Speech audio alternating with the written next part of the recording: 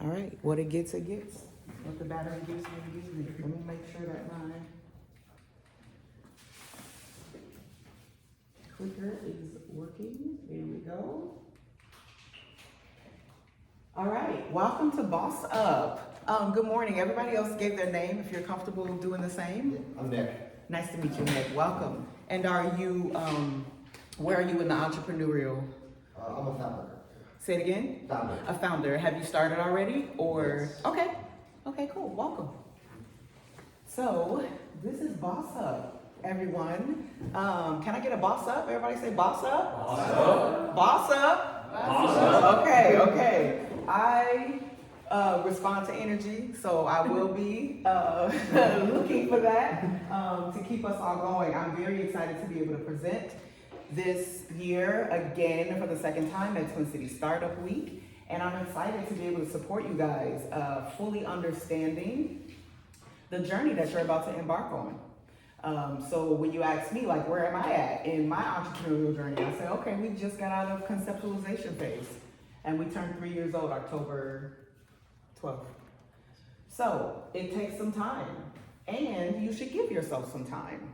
A lot of what we're going to talk about today is that entrepreneurship has these phases to it that we don't really talk about enough. If you Google online small business development stages, you will see some of the information that we're going to use today, but Something Great has taken that information and we have made it our own in a way that helps small business owners really understand what it means to navigate through those stages in a very healthy and sustainable way. Our bossUP workshop today is specifically designed for entrepreneurs who are just getting started and got their idea, or if you've been in business for about 1 to 3 years and you need support. At Something Great, we focus on helping small business owners on the spectrum of business leadership. So we have services for your fledgling entrepreneur in our bossUP program. We also have services for your more seasoned entrepreneur in our Be Great program. Our Be Great is our flagship OG program. GREAT is an acronym for gather, review, execute, align, and transition. And so continuing to speak to this idea that what we are doing takes time, it takes work, it takes phases. You should stop and celebrate any idea conceptualization, you should stop and celebrate those things. Celebration is so important when you are embarking on entrepreneurship, making sure that you take the time to pat yourself on the back, because this journey is not for the weak. You really have to be invested, and we're going to talk about all of this throughout the workshop today. Question: has anybody had clients for their business yet? We got 3 prospective meetings, so nobody Now, signed in. Okay, now I'm gonna ask that question again and I want everybody to raise your hand. Has anybody had a client for your business yet? Why? Because if you've already had a job and you've already given them your thought leadership, that was your first client. Mm-hmm. Those were the first people that were paying you to do a job. Those were the first people that were using your thought leadership to their advantage. Now you get to take that thought leadership. So if anybody is still working, when you go to work next week, drive in like you're going to your client. You are a client of mine, and I am using the expertise and the experience that I'm getting here to help further clients, right? Everything in bossUP is about shifting your mindset, right? So if you think about it that way, you think about the experience from a totally different perspective. Sorry to interrupt your scrolling, but something tells me you're carrying something great and you've been settling for something average. This is your wake-up call to stop settling. Can anybody agree, relate to that statement? 100%. This is our friend Marcus. We found him on Canva and we named him. So I have never met Marcus before, but I was like, give that man a G-Box t-shirt, sweat, and a hoodie. Because he's going to walk us through this entire process. So, first question before we jump in: am I in front of the right people? Are you ready to shift into your next phase of life? Are you ready to focus on the simplicity of purpose rather than the complexity of fear? That's a pretty heavy statement. The simplicity of purpose rather than the complexity of fear. So I like to get this out the way. I'm scared. Every day I'm waking up like, girl, if you don't go get a job and get a paycheck and pay these bills, okay, and make sure that, like, seriously, again, right, Z, to what we were talking about, we don't have these conversations enough, right? It's like, oh, look, go and jump into entrepreneurship, change your life, be your own boss, set your own pace. Okay. 3 years later, and I'm like, jump into entrepreneurship. Be your own boss, set your own pace. Very careful about how I encourage people. I tend to be a little zealous anyway, so of course I'm like, girl, you need to quit that job. Bruh, like, why you still working? Now I'll be like, you know what, you might go back. Go back and see what they talk about, because, you know, just give it another chance. Be ready, right? Be ready to jump into this. Today, what we're going to focus on, vision, we're going to focus on business development, and we're going to focus on planning. These are all the things in the first stage of entrepreneurship that are going to be so important to you really setting the stage for success. Everything you do at this stage is creating a foundation for your business. Every single thing you do. The good, the bad, the ugly, the sweat equity, all the things is setting the stage for the foundation of your business. So we're going to focus on vision. We're going to talk through that. What does it mean to have a vision? These are words that we hear all the time. How do we define them? How do we break them down in order to actually implement this dream that's going to get us to the yacht, right? First, let's dive into the different types of business entities. For-profit. A for-profit business is a company whose primary goal is to earn income and profit for its founders, leaders, and employees. The business shares out any revenue the company makes after paying its expenses and debts to various company stakeholders in a predetermined way.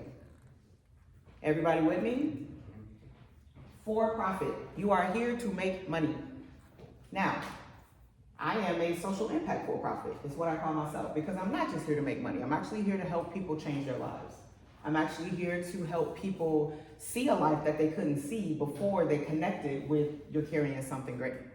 The entire premise of our business, the entire name of our business is around the premise of you may know, you may not know, but you're carrying something great. We all have a purpose. And if you are brave enough and feel led enough to walk into entrepreneurship, you can do that, you can make money, and you can change people's lives. Yes? Can we do a quick pause and you do a quick introduction? Because I may have missed it, but can you? I did not do an introduction. Absolutely, I'm very happy to introduce myself. So my name is Octavia. Everybody calls me Tav, so please feel free to do so.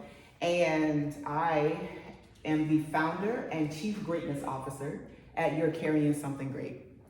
You're Carrying Something Great is a small business development company where we support folks in entrepreneurship all the way up to seasoned executive directors and CEOs. We have programs that run the gamut to be able to support a business leader no matter where they are in their journey. And so we have 2 core programs, and each of those core programs has a value ladder. All of this has come out of 3 years of trying to understand target markets and who we serve and how we want to serve, being available to the people who need this information and can't afford it, and being available to the people who need it and can't afford it, and meshing those 2 ideas together. And so our 2 core programs are bossUP and Be Great. Our bossUP program starts with this workshop that you're going to see today. And then we move folks into a course that you can take online, and then you can also get one-on-one coaching. So it gives a variety of things, right? Everybody don't want to sit with you for time or whatever. People would rather, or based on whether you're still working and you need to jump into this, it might be better for you to take the course than it is to do the coaching. I prefer the coaching. I think it's, you get more out of it than you do the course, but the course is also amazing. So we walk people through that value ladder from a startup perspective. And then our Be Great program also has a value ladder. We start you with strategy. So these are businesses that have been in effect for, anywhere from 3 years plus. We start you with strategy. Let's actually do a deep dive into what's going on in your business. Let's talk about conversations around how we help you climb out of the operational chaos that you may have created, not understanding that you did not know how to run a business. We say all the time, just because you start one does not mean that you know how to run one. So we help people understand that information through our version of the SWOT analysis, because like who wants to hear SWOT analysis again, right? So we have turned that concept on its head and we call it our AGPG analysis. And what it is we talk about your accomplishments, we talk about your growing pains, we talk about your pain points, and then we talk about your growth opportunities. So that's our strategy, and then we move people into consulting. So maybe you're like, okay, this strategy really works. Can you just come in and help us with a couple of things? We'll do that. And then our last tier of that phase is, our last tier of that program is our one-on-one coaching. So the coaching is really like, okay, you get us, you get our thought leadership, you get our knowledge. We come into your space because it's different when people come to your house than when you go to theirs. And you go in the bathroom and you open the medicine cabinet, right? And then you get to see like, okay, I did not know that all this was going on, right? And that's okay, because we're here to support you and help. Those are our base programs. Everything we do at Something Great is based in the 5 small business development stages of existence, sustain, success, takeoff, and maturity. Existence, sustain, existence, sustain, success, takeoff, and maturity. If you Google 5 small business development stages, they have different language. We switched the language for a couple of reasons. First and foremost, because their second stage is survival, and nobody wants to be in survival mode. So we took that word and we moved it to sustain because we're all trying to build sustainable businesses.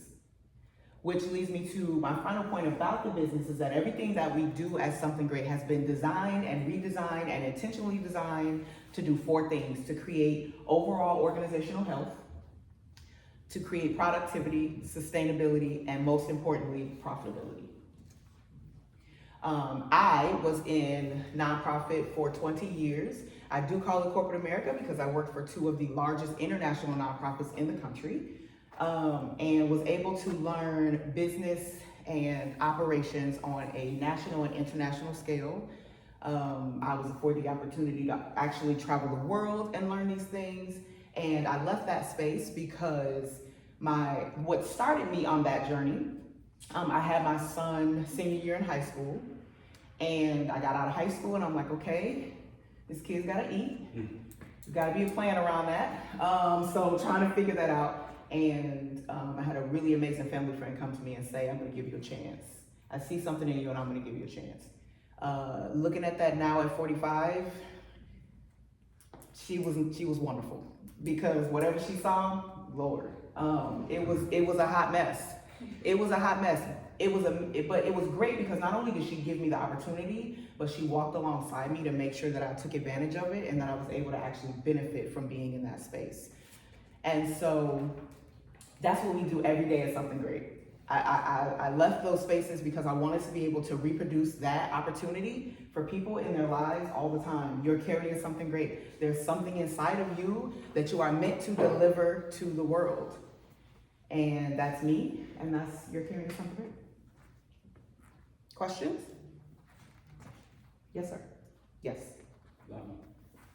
Would you, so you mentioned that you had a mentor that saw something in you, right? And one of the things that I've been looking at is mentorship. And how valuable do you think that was for your progress and just changing your mindset of what's available or what you can accomplish? Completely invaluable, completely priceless. Even till today, when I started my business, she made a $15,000 investment into the business.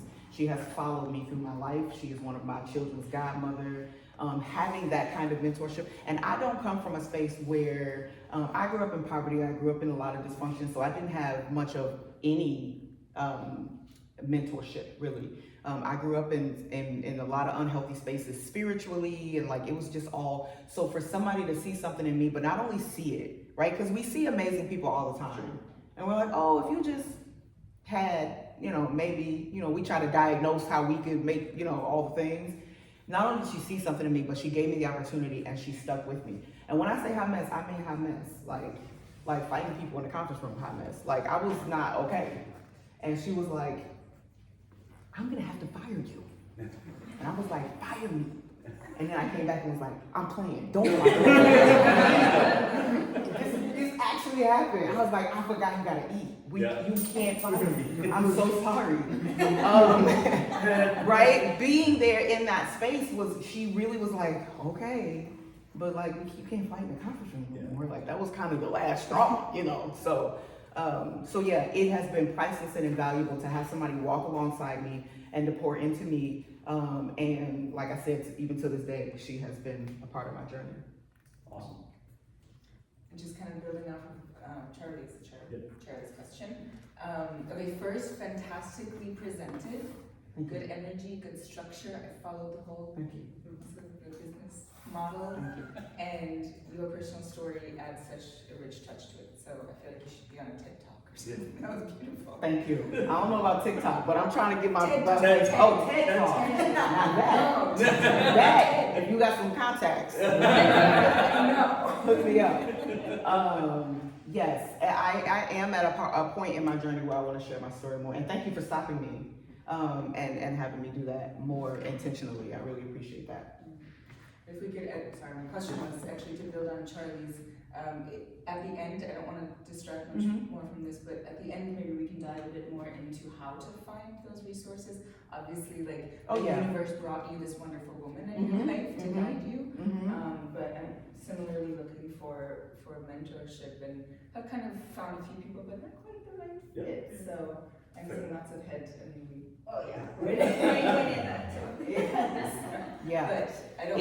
It's a need. No, I appreciate it. It's a need in the space. It's a need overall. And so actually, that mentor is still, so we moved here 5 years ago from Illinois. So that mentor is still in Illinois.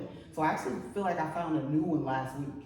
So it's, and not to replace that person, right? But like, it's nice to have somebody up the street. Then you gotta like drive 6 hours to get to them, right? Or even the phone call. So, you know, that continued mentorship of continuing to find people and keeping people around you that bring the best out of you, take you to the next level, keep you focused, don't let you quit, stay with you when you're a hot mess. Like, all of these things are so important. All right, nonprofit. A nonprofit business is an organization whose key focus is to provide a charitable benefit to the community. Rather than take profits and distribute them to stakeholders, any profits earned are reinvested and used to further the organization's mission for the benefit of the community that it serves. I also promise I'm not going to read every slide. These I actually do, so I haven't memorized them. We would jump into talking about entrepreneurship, and then I was like, oh, wait, you got a 4-pop? You know what? So I'm not going to read every slide. Business leader types, entrepreneur. Now, this is the way that Something Great defines it. We have painstakingly and intentionally taken the time to make sure that all of the language that we use is around education, simplified education. We tell everybody all the time, you do not need an MBA to be a business owner. And also, if you have one, that is phenomenal. We also want to create space for people who don't. So we break down these concepts so that everybody can understand them. A business founder who creates a business bearing most of the risk and typically has 1 or more employees. A solopreneur, a business founder who has 0 employees. It's actually a myth. If you're running a business, you probably have support or somebody helping you with something, but you know, it's a cool word. Lateralpreneur, we have, this is another word that we constructed, a business founder who also has a full-time job. Okay. Generally, when we talk about this, we talk about this person having a side hustle or like something like that. So like words like survival and hustle, I'm good. So we call this person our lateralpreneur. Any questions about any of that? No? Okay, we're gliding through business models. A business model is the way that your business is going to be set up to provide services and bring in income. A business model is the way your business is set up to provide services, your products, your programs, however that looks, to bring in income. One business model is professional services. The agency offers its services to clients on a fee-for-service basis. That is me. And we cannot go through all the business models. And I would also gather to say new business models are coming out every day. Like, you know, it doesn't have to be built inside of this. So create whatever works that you can implement to bring you income.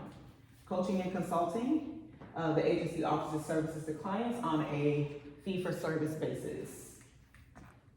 Events creates experiences for clients through event management. E-commerce sells products strictly online rather than in brick and mortar retail stores. SaaS products sells licenses for people to use the software that they create. Customers pay a monthly subscription to access the software and get the latest updates and extra perks. Subscriptions charges a regularly ongoing fee to consumers to access products or services. Any questions about that? Anybody fit into those business models yet? Anybody want to share where you are, what your model is? It's actually a lot of aligned with yours. I'm coming from, so I found my way through leadership through not having great leaders, right? And so I tried to figure out, okay, in order to be a great leader, I've got to be a great follower, but I've got to understand the vision So good. that people are putting out. I found that the leaders that I was following didn't have a vision, right? And so it was more leadership by position. And so I tried to figure out, okay, how do I help them lead me, become that 360-degree leader from the middle out, and then found my way into coaching and consulting and helping other leaders kind of develop their vision. So it's like kind of paralleled with your business. Almost, exactly. Wonderful. And also, if anybody else is experiencing being under leadership, having to support someone who doesn't have their own vision, the concept and the book that I always point to, there's a book called Leading When You're Not in Charge. That's the concept that they're talking about, right? And how do you help support everybody around you in order to make sure that goals get met and you don't lose your mind? Anybody else? Business model? Yes. Mine is hopefully going to start as e-commerce and then eventually branch out to in-person craft fairs and events. Okay, cool, right? Anybody else? What's that term they use? Is it entrepreneur? Lateral. Lateral. Yes, I did not explain it actually, thank you. It actually means side in Latin. Got it. So I feel like that's what I am. I have a full-time job. I started an LLC. I'm providing essentially services and consulting for another small business. So I'm doing their engineering work and I'm looking to transition my business to actually making my own product. Okay, all right, I love it. Really cool. You like into like. I'm trying to learn and It sounds healthy. Yeah. Anybody else? I'm I coming over here. Go ahead. think I belong to a full-time job. Okay. I'm doing this later in the night. I'm building a mental wellness app, which looks at people's consciousness and is to track it. Wow. Was I the only one that was wild by that? I'm like, okay. Don't watch mine. Okay. That's amazing. Yes. Yeah, full-time entrepreneur and still a SaaS product. SaaS product. Okay. Very cool. All right. Anybody ready to talk vision? Yeah. Vision. The reason this is in here, and I briefly mentioned this earlier, is because vision is like one of these like happy buzz entrepreneur words. What does it actually mean? So let's break it down so we can have an understanding of what vision actually means. Vision is 3 parts. It is passion, burden, or talent. It is your plan, and then it's the level of commitment that you put behind the vision. I break it down intentionally because I want folks to know. So entrepreneurs, one of the things that we get to do is create direction and vision out of nothing. That's one of the things we get to do as entrepreneurs. There was nothing there, and now there's McDonald's, right? But before Ray Kroc started doing what he did, and I use McDonald's a lot, not because I actually eat it or like because they are a fantastic business model when it comes to operations, because we are at the core of our business, everything we do is around operational planning to help businesses grow in a healthy way. McDonald's, wherever you go I was gonna say in the world, but that's actually not true. But definitely wherever you go in this country, you will feel like you up the street from your house, right? Because the business model is solid. You know what to go in and expect. You know what they're going to give you. You so yes, but when you go around the world, there are different options at different McDonald's. Same strong process concept though. Very same strong process concept. Passion, burden, talent, plan, and commitment. Passion, burden, and talent is the weight that you carry for the world or the solution that you were created to provide to the world. It could be any and all of those things. I feel like mine is all of those things. I feel like the work that we do is a passion of mine, it's also a burden of mine, and it's also a talent of mine. I had to figure that out though along the way, because different stages of life, and now being 45, the 40s are fabulous, y'all. But different stages of life, I was more focused on the fact that it was a burden. And then, wait, this is a burden, but I can make money doing this because I'm good at it, right? And then, wait, I want to help other people do this, right? Passion, burden, or talent, the weight you carry for the world or the solution you were created to provide the world. We go to plan, the direction you create from your passion, burden, or solution. What does that mean, the direction that you create? We're gonna get way more in depth into what it means to create direction. But on a smaller scale in your life, where have you had to create direction for other people before? Whether it's your job, whether it's your family, your home life, whatever that looks like, where have you had to create direction before? What does it mean to create direction? It means to create a solid plan that people will actually get behind that will create mobilization. That's creating direction. A solid plan that someone can say, okay, that makes sense. Well, I'll follow you. I'll buy that. I will do that thing. I'll tell y'all now, this has become so much more important to me because I was just watching some documentary on some like weird church, and they were selling courses and making millions of dollars, and it was about nothing. Yeah. And people were like, I want to follow that. And I'm like, so Octavia, if you have something that is actually healthy and important for people, and you put the same energy behind it, how can you grow this thing? Because they was doing nothing. Right? How do you create direction? How do you get do people listen to you? Right. It's so important for entrepreneurship. Can you command a room? Have you ever had an opportunity to command a room? Now, a lot of these terms may sound like pre-COVID and how did Melinda Gates say it? We send our daughters into workspaces created for our grandfathers, right? So I'm not talking about command the room in that way, right? In the unhealthy ways that all those things happen. But the way I'm doing it now, having fun, having conversations, sharing your story, making people believe that what you're saying actually has merit and credibility. Y'all don't know me, right? You don't know me from Adam, right? So the ability to be able to do that is a part of creating direction. After you get all of that, you're like, okay, I know what I want to do. I have a plan. Am I actually committed to this thing? Biggest part of vision. Make that decision before you move any further. Are you committed? Some of us make drastic decisions like quitting our jobs to prove that we are committed. I don't encourage anybody to actually do that. Commitment. After I'm like, no, don't do that. Don't quit your job. I honestly believe it was the only option for me because I was still be there. I had to quit my job in order to move forward. I couldn't be a entrepreneur, especially at the level that I had gotten to. They were taking everything from me, so there was no way that I could transition from corporate thinking and start a business. So I did quit my job, but it was also a little traumatic. So make sure that you are ready if you take that kind of step. Me and Carrie are already in it, so there's nothing to do about it. That was 3 weeks ago. 3 weeks ago. Corporate world. Right? House clean, garage organized, all the things. Right after I quit, I planned a like 65-year celebration for my aunt. Like, you gotta find something big to do, right? Yeah. Happy birthday! Everybody said, you did this? Yeah, yo. And then a week later, I was like, what did I do? There was no party to plan. There was no nothing. It was just me and my entrepreneurial goals. Yeah.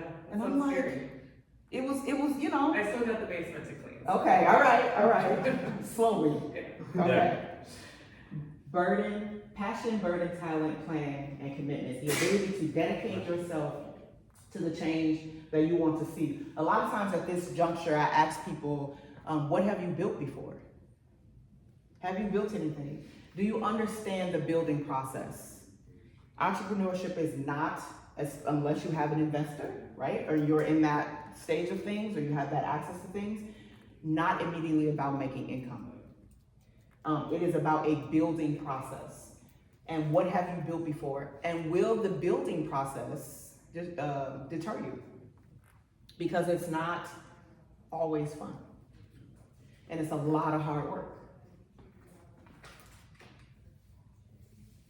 How do you start to ideate vision? How do you start to understand? Like, I would be willing to bet $1 trillion that everybody in here has an amazing idea. Yes? Everybody with an amazing idea. Let me see. Right? Okay. We all have an amazing idea. How do you actually start to break that down, though? Right? How do you actually get that out of your brain and on paper into a business plan? More importantly, for something great, into an operational plan. We have people walk into our company all the time with 30 to 100 page business plans that were either written for them by a consultant or ChatGPT. And you can flip through it now and tell, like, if it was ChatGPT, right? So that's just like, what did page 7 say? You don't even know. So you can kind of understand, but the point of it is, say it again. I checked the box now. I got the business plan. Because you checked the box, you got the business plan, right? And a business plan is very important. Yeah. It is extremely important. Again, it's about that first step of creating direction. It is also a very common step that I don't feel like I have to talk to people about because everybody feels like they know they need a business plan. But after you get the business plan, what are the intentional steps behind target market, right? What are the intentional steps behind business model and creating income? And that's where we focus on the operational plan at Something Great. These are questions to ask yourself that will help you start down that process. What are your areas of focus? Who is your audience? Who's your target market, right? How would you describe your ideal customer or client? What is important to you? And what in your lived experience has created this change? Why are you here, right? And taking all that information and putting it together in order for you to actually be able to start to ideate and brain dump and think about what you want to do to get it down on paper to create some tangible next steps. Because the last thing I'm going to talk about is like, okay, what is your call to action after you leave this space? Don't just leave here. Take advantage of the fact that because of Twin City Startup Week, you got a free course, right? Now, what's the next step to that? What's the call to action? It could very well be calling Something Great and getting on our calendar, okay? It could also be, though, That's the last slide. that's the last. Okay. That's the QR. Yeah. You know it's here, right? Or it could be, right? I think it would be a huge success if you walked out of here with one very clear call to action for your business.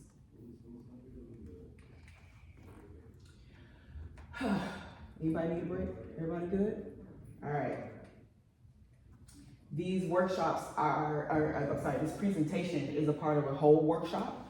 So what we do at Something Great is we bring in a life coach on the beginning of this because we are very intentional about, are you ready?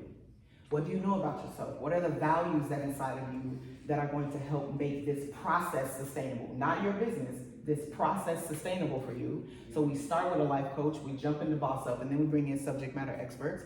And we try to have every workshop sponsored. Our last workshop was sponsored by Bremer Bank. The one before that was sponsored by F&M Bank, and so on and so forth. And we have them come in and talk about banking because it's another thing that what is this? Business banking, small business loans, all of these things. You can't talk business without talking about all the pieces. So that's why that slide is there. It's a 4-hour workshop. Breakfast, lunch, all the things. because we really are intentional about supporting small business development. Speaking of which, business development stages. These are the 5 stages of growing a business. The 5 stages are existence, sustain, success, takeoff, and maturity.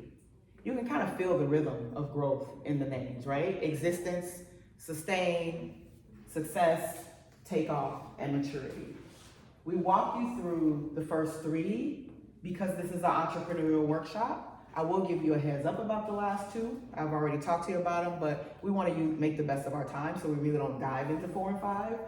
I will say this, when I was starting my business, I was COOing for a startup cookie company, and we were a part of a business accelerator, and we went in, and I was still like, I'm starting, but like, what am I doing, right? Like, everybody's in that stage, and I went to this accelerator, and they educated us on the 5 small business development stages, and I was like, that's it. That is what I want to ground every single thing that I do in. Reason being, if you buy a car, they're going to tell you every so often, I should know this, but I don't, go get an oil change. I'm thankful for my husband. I don't like cars. I don't care about them. Go get an oil change, right? There's all these things that are going to help you keep. There will be a light that comes on if something is going wrong inside your car, right? You won't even have to. You have a kid, right? By the time your kid is 1, they should be doing this. By the time they're 3, they should have this. You know, you're planning for all these things. You start a business. There's no indicator light. There's nobody there saying like this is what it, so we've been intentional about using this to create those milestones and also to create those spaces of like warning, like let's make sure you have what you need before you move forward and your foundation is solid. Also in that class, I realized why it was so hard to be part of a cookie company, because I learned that cookie companies start in stage 4. Because cookies are as old as time. So you're trying to sell something that everybody can just go to the store and get without having to talk to you about your new amazing cookies. I'm like, this is why I'm so tired all the time. Okay, that makes sense. But that level of awareness was like, oh, other people need to have this kind of awareness, right? When you're trying to build, that wasn't my company, but it was a startup, so we're all in it together. And I'm like, this is why we're exhausted, because we're selling something that started in stage 4. When you talk about stage 5, that's your McDonald's, that's your Targets, right? They pretty much can do whatever they want to do carefully at the stages of their business. So that's why McDonald's drops the McRib. Like, who's eating that? What is happening? I'm sorry, y'all eat McRibs? Okay, but like they can like ribs, just not that. I mean, is it a rib? What is it? I don't know. But every so often they just be like, Yeah. here you go, right? Because we McDonald's, we can drop random not meat to people and have them eat it. Business development stages. Stage 1 is existence. What we have been intentional about doing at Something Great is separating business growth from income. We have separated business growth from income. Because we say, oh, I'm starting my own business, I'm, the money, nope, right? So we want people to be encouraged outside, and that does not mean you won't make money right away. It doesn't. It doesn't mean, depending on how you grow and how you build, it doesn't mean that you won't make money, but what we want folks to give their attention to is a different kind of growth. Growth that is separated from money. Growth that speaks to the overall organizational health of what you are trying to create. So the first stage is existence, and in this stage, it is where growth is achieved through creativity. Growth is achieved through creativity. At this stage, you are thinking, you are creating, you are building, you are ideating, you are having conversations. Anybody like to think? Yeah? Okay, I used to. I still love it, but I will say ChatGPT has become an amazing friend. We are besties. And I realized 3 weeks ago, they have like the voice thing on the app now. My husband was like, who are you talking to? He really thought I was having a conversation with a friend. I'm like, well, but when we do this, then then we have to do that. And she's like, and I chose Jupiter. And she's like, I understand, Octavia. So I'm like, thank you, girl. See, you got me. And he's like, who are you talking to? Never mind. You don't wanna know. All of the thinking that goes into phase 1, growth is achieved through creativity. Stage 2 is sustaining.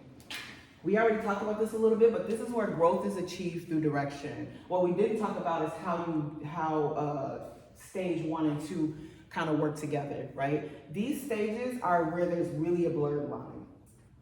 You come into it thinking you know what you want to do, and you start to build around that, and then you realize that actually what you want to do may change or may even have more potential. So you get a solid plan in stage 1.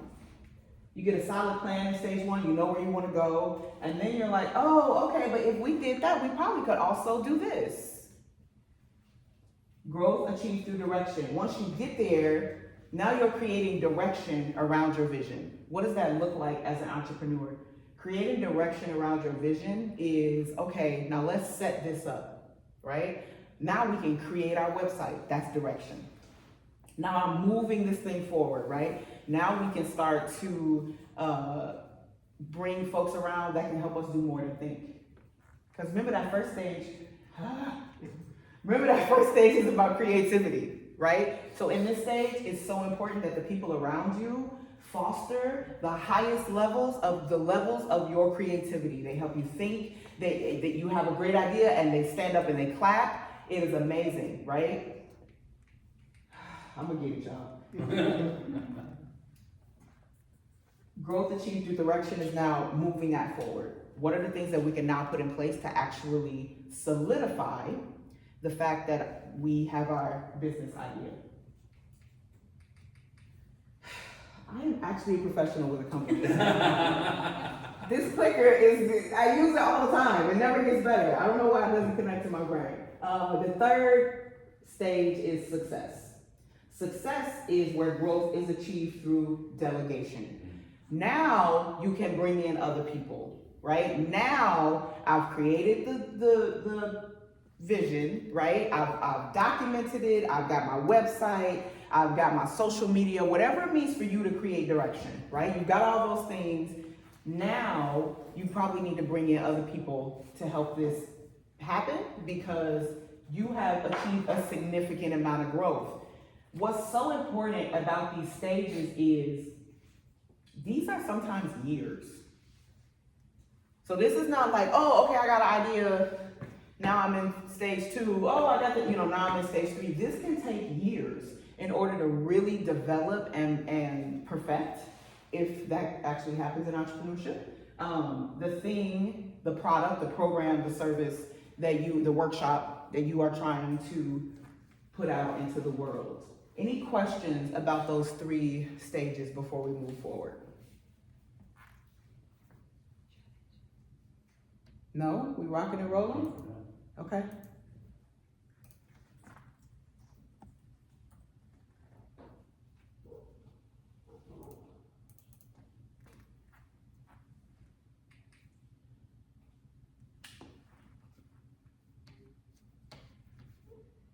Every time.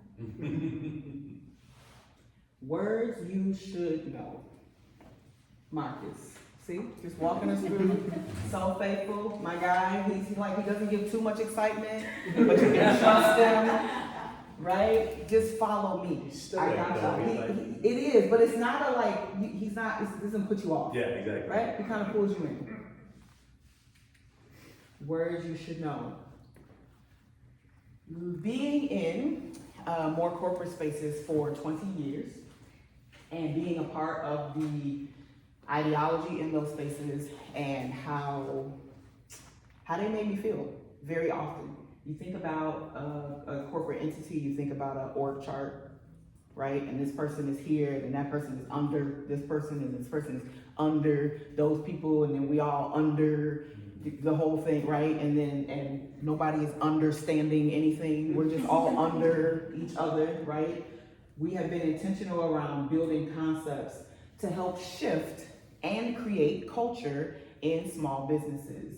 When we talk about that first stage of business, the folks that we want to have around us are the people that are going to help us think, right?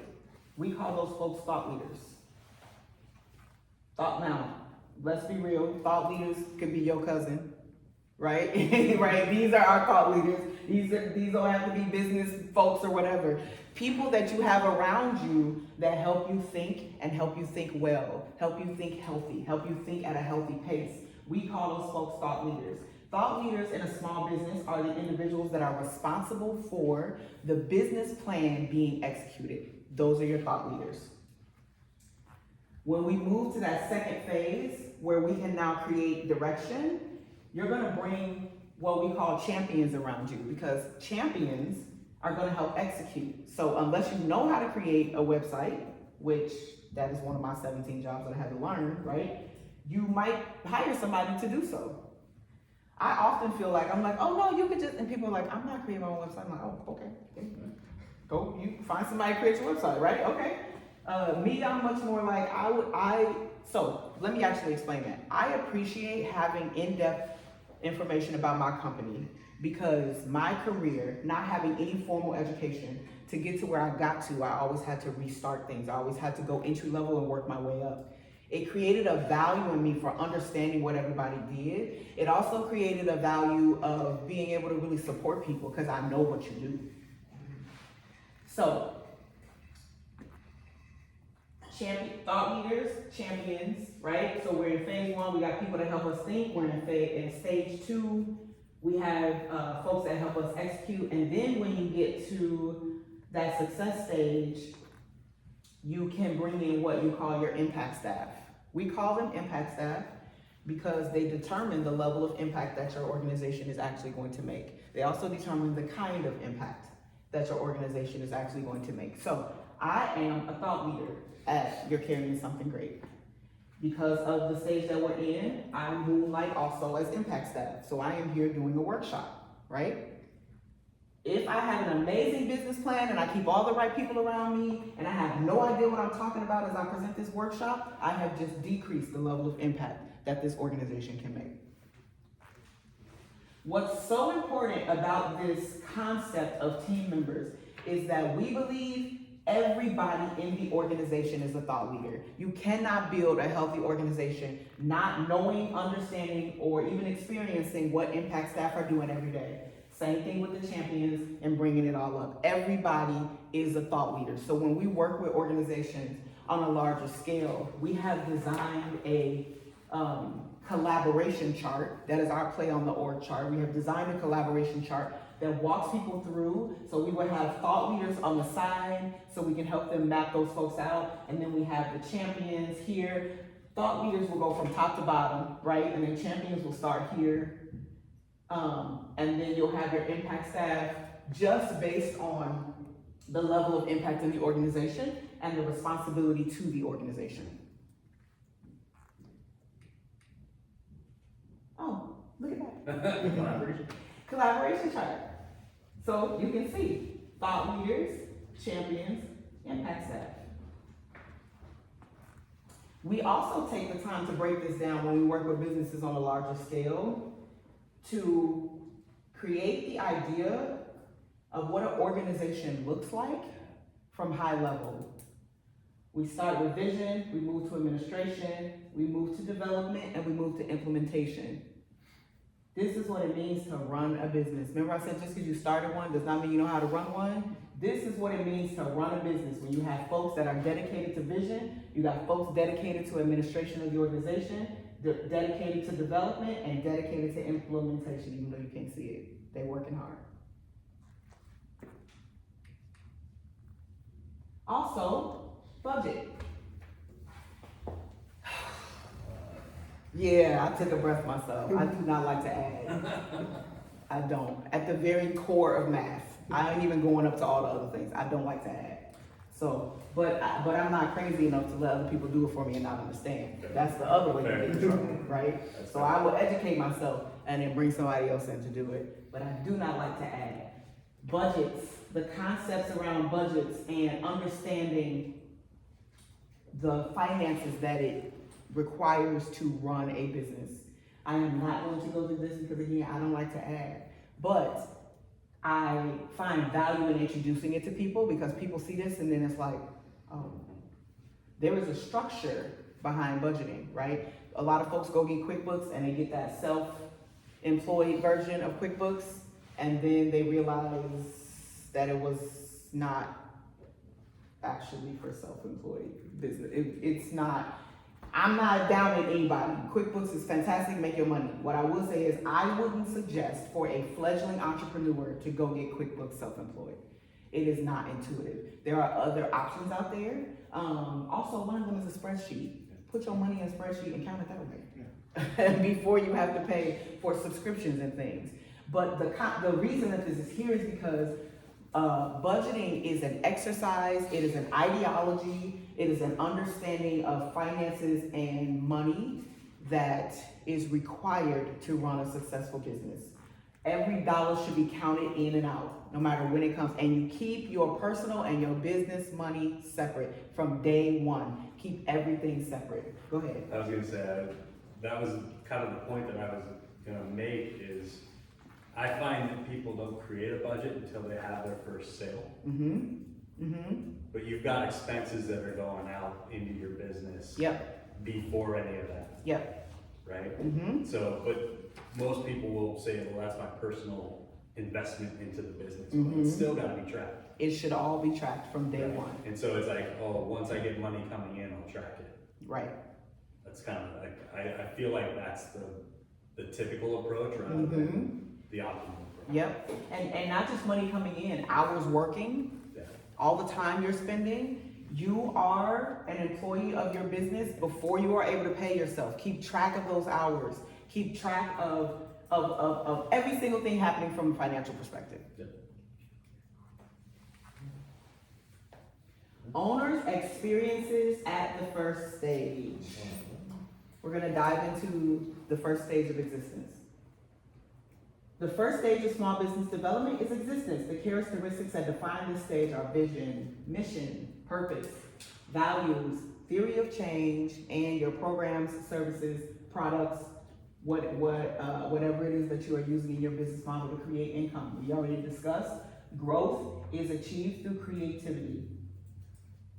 The challenges in this stage are staying encouraged, building without results, constant brain dumping, written and verbal ideation, lack of formal business structure, and lack of cash flow.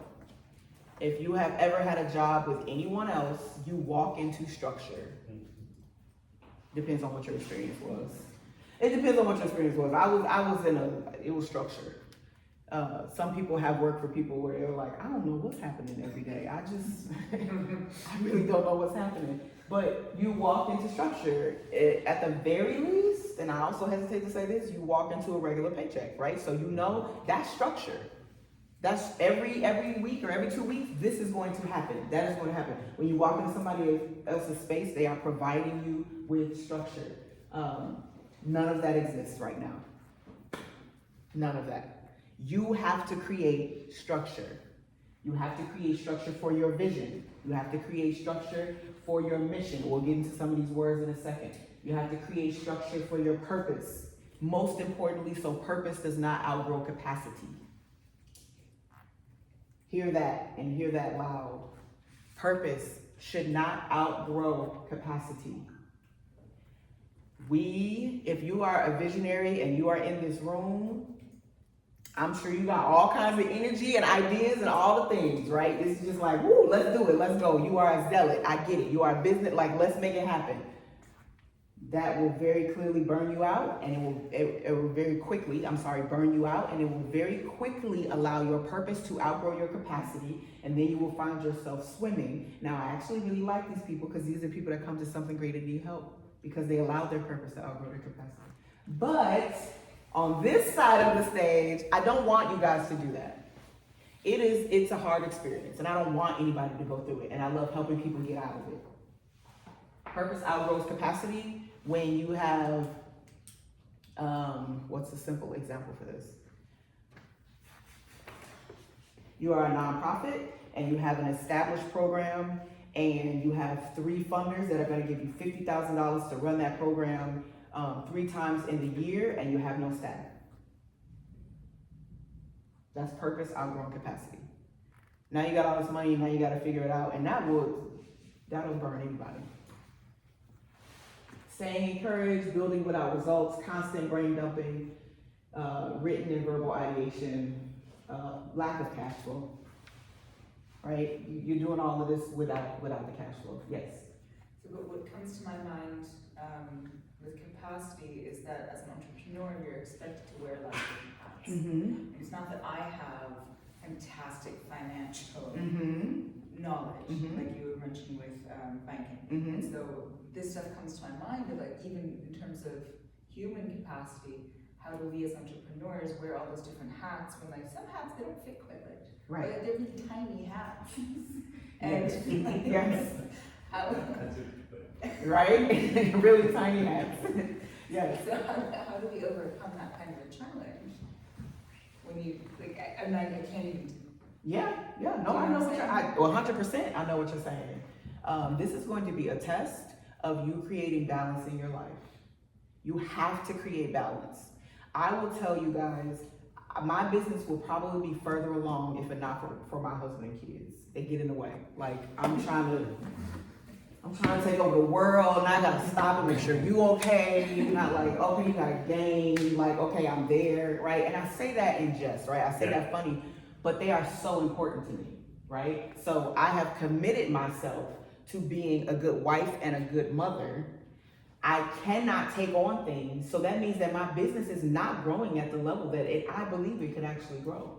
If I wasn't at the football game Thursday, I could have been at a networking event and finding 3 more clients, right? I am okay with my business growing at the pace that my life allows it. Now I'm telling y'all, graduation, you throwing up that hat, I'm out. I'm like, whoo, we about to kill it, okay? I'm so excited.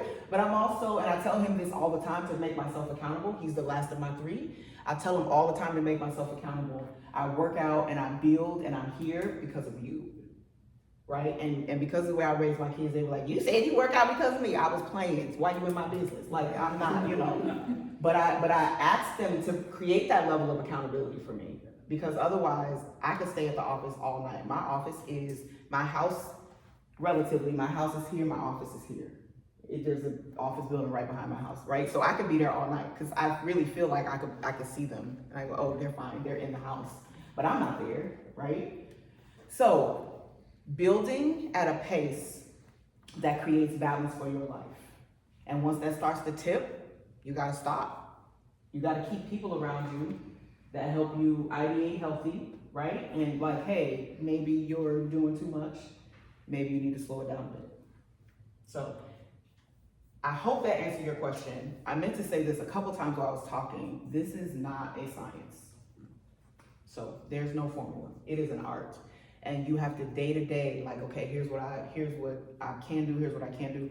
I have found for me, and this is also more naturally my personality, so I do try to think about and support folks who do not have this personality. For me, structure. Every minute is planned.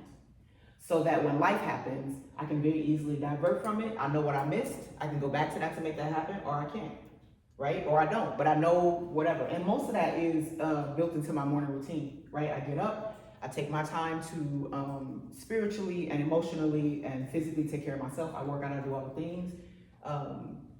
And then after that, right, checking in with my family, make sure everybody's okay. It's really about structure for me. Otherwise, I'd be lost. I have a question about one of the items here. So Yes. when you call out verbal and written ideation as a challenge at this stage, what are you referring to? The amount Okay. that you have to do.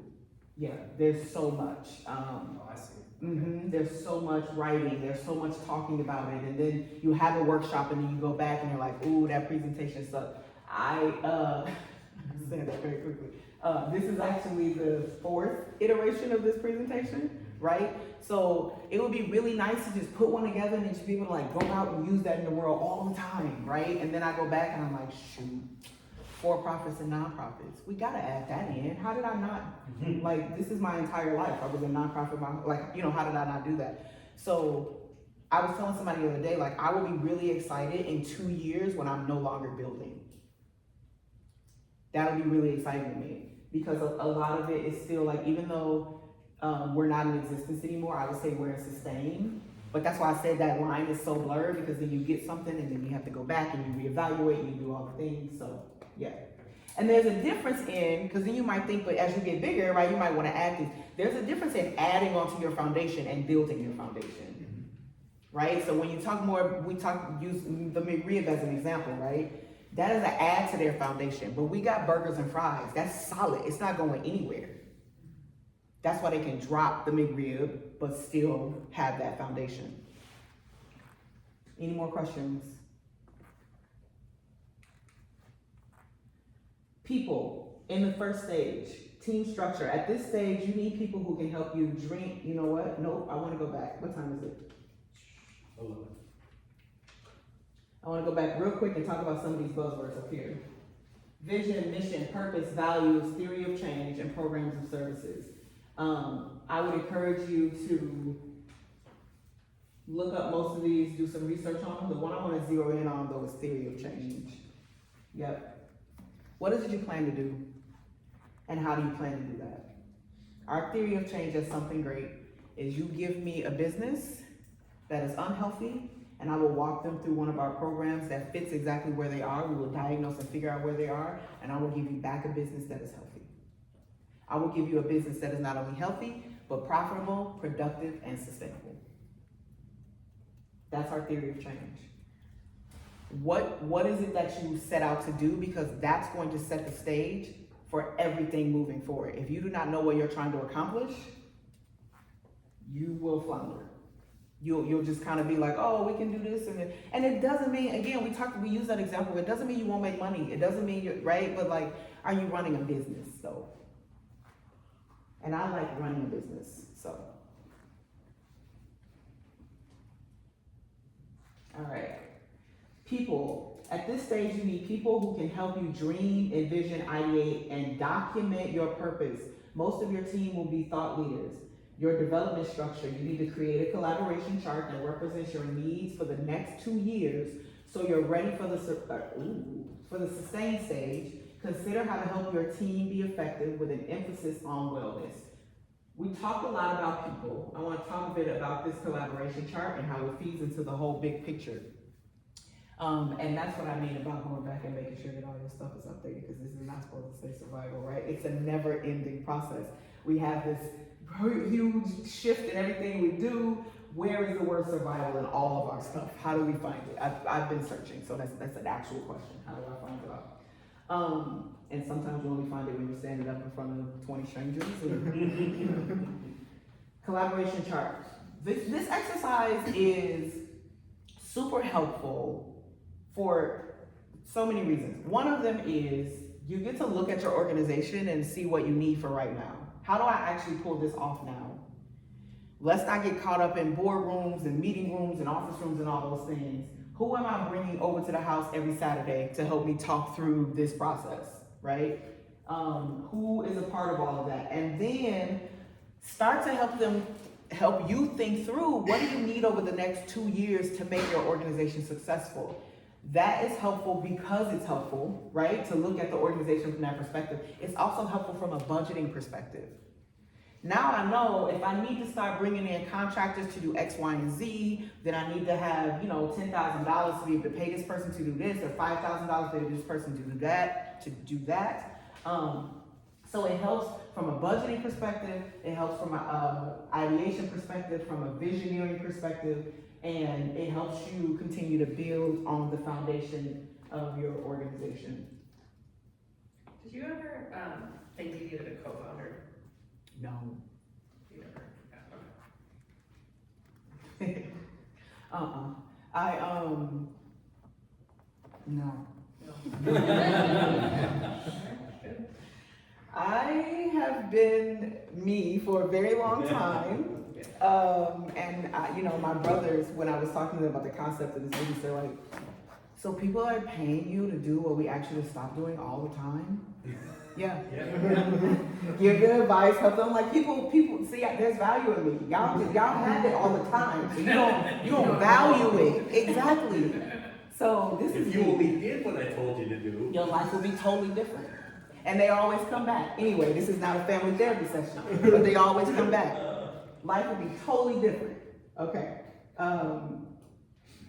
So figuring out who you need on your team. I am actually not against the co-founder.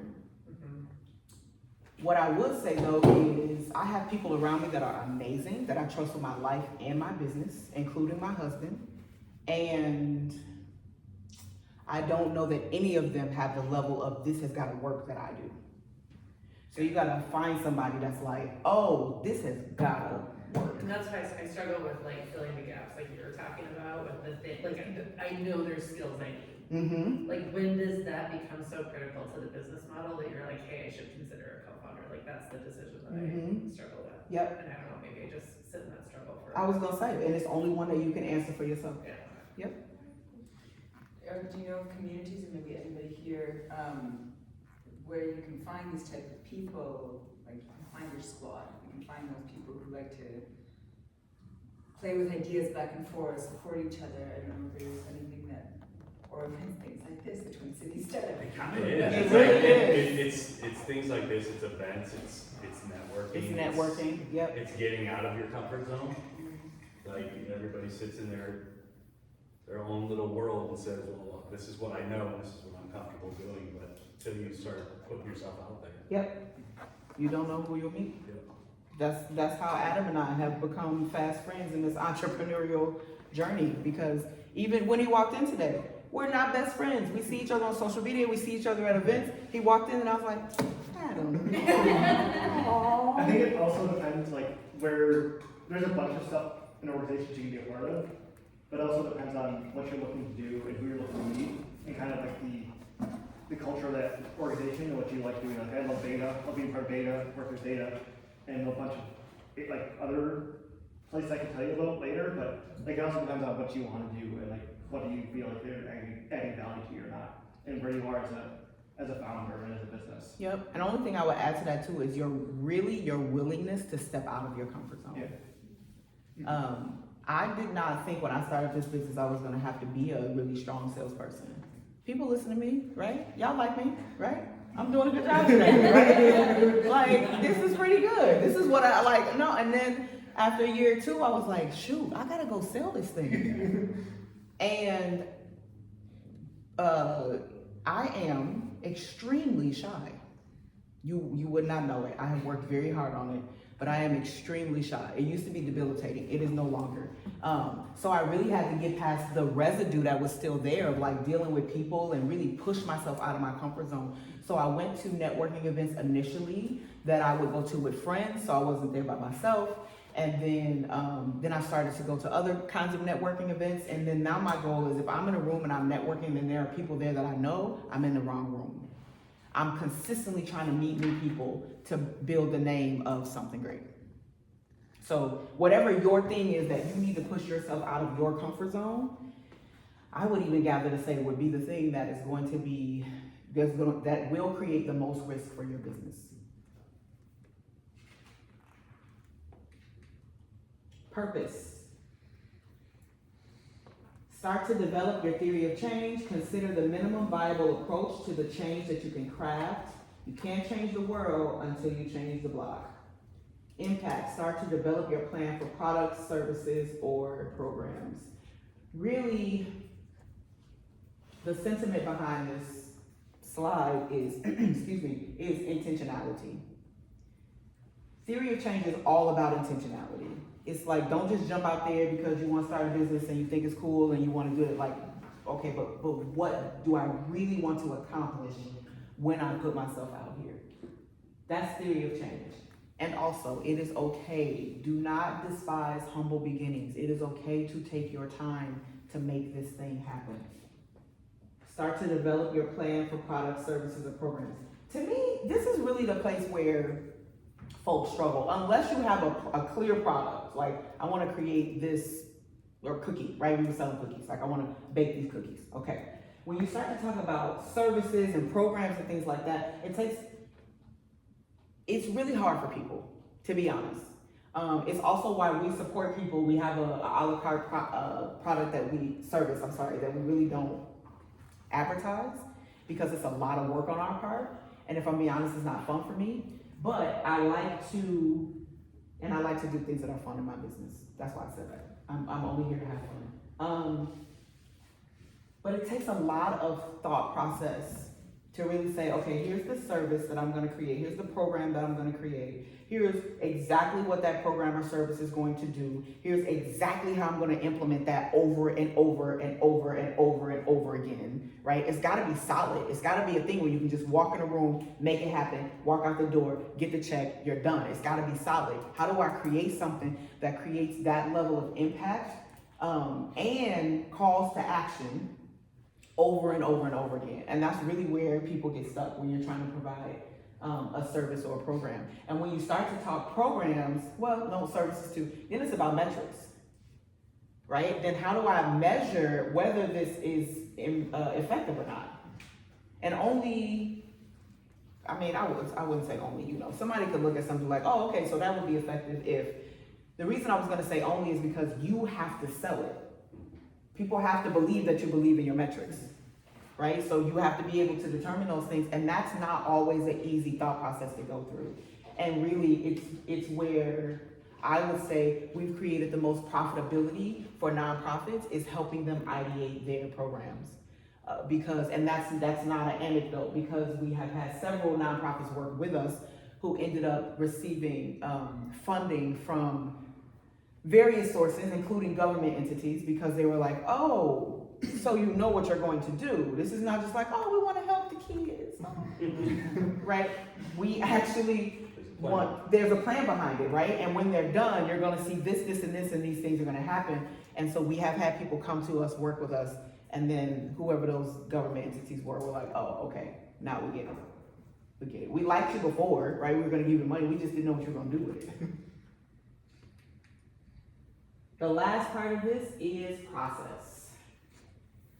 Budget. This phase is focused on grant writing, fundraising, sales, all the things, right? Getting to know where your money is coming from. This grant focused on operations, infrastructure, and capacity building. Take a free grant writing class. Find free accounting support. There's one sentence here for for-profits. That is okay. The rest of this is about nonprofits. Anybody starting a nonprofit? One of my ideas. One of them? Okay. Is that the one you're starting with? No. Okay. No? Okay. So we will talk for-profits, and we already focused a little bit on budgeting, so I won't spend too much time here. But budgeting. There is a lot of free accounting support. I will even start with this sentence. There's a lot of free support for startups in the Twin Cities. It's amazing. Where I believe something great comes with a value is like, okay, now we're started. Now what's next? But there's a lot of support for startups, including the amazing event that we are all attending right now, Twin City Startup Week. There are also a lot of organizations that help startups. When you start to talk about your MIDAs, you start to talk about your Neighborhood Development Center in St. Paul. There are a lot of organizations that provide funding and support, and also classes for small businesses. NAWBO, National Association for Women Business Owners, your chambers. Anybody connected to their chamber yet? Get connected to your chamber. Get connected. Both chambers have networking events. If you are a member, they are free. If you're not a member, I think it's like $10, $20 a pop to go to each of the events. It is a really good investment in putting yourself out there and making new connections. And when I say both, I mean Minneapolis and St. Paul. I would also say find a chamber for, if you're suburban, in the suburbs, find those chambers as well. You cannot make enough connections as it relates to your business. Yes? Chambers. Oh, I'm sorry, Chamber of Commerce. Each city has one. And they are a great proponent for building, growing, educating yourself on business practices, networking, all the things. And sometimes you'll have fun too. Connect to your Chamber of Commerce. Your business plan. Writing a business plan prompts you to plan your business in a comprehensive way. Business plans help set the tone for overall business success related to needs assessments, location, target audiences, marketing plans, and so much more. Strategic plan. Here's where you begin the process of regular planning in your company for every area of your company. This is where we have fun with strategic plans. I mentioned earlier we don't super get involved with business plans. Operational strategic plans are our jam. If I did not mention it before, the tagline for something great is people, purpose, and process. So everything we do, we bulk it into those buckets to make sure this is how we determine whether we make input or impact or not. People, purpose, and process.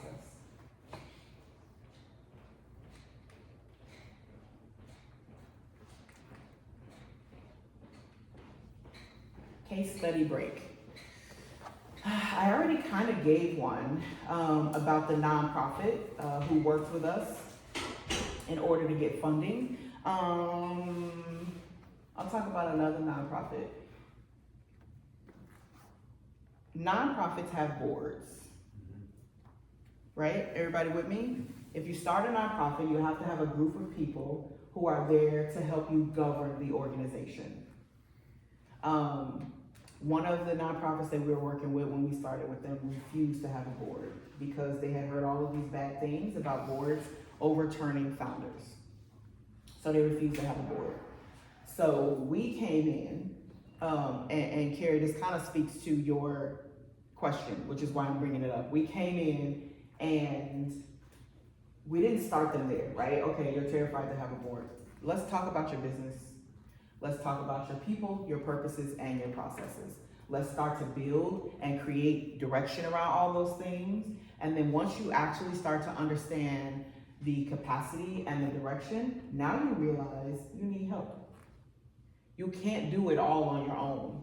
There has to be a level of support. And the great thing about boards from a nonprofit perspective is they are volunteers.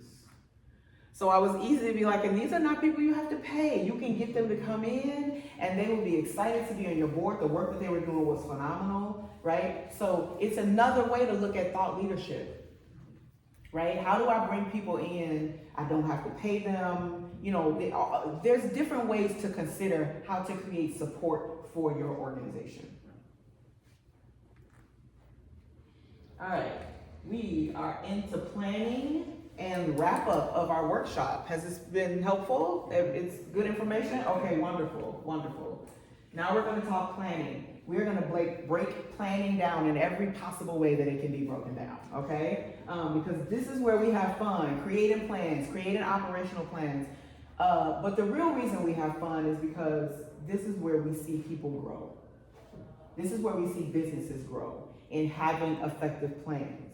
Your day is better when you have a plan for your day as an entrepreneur.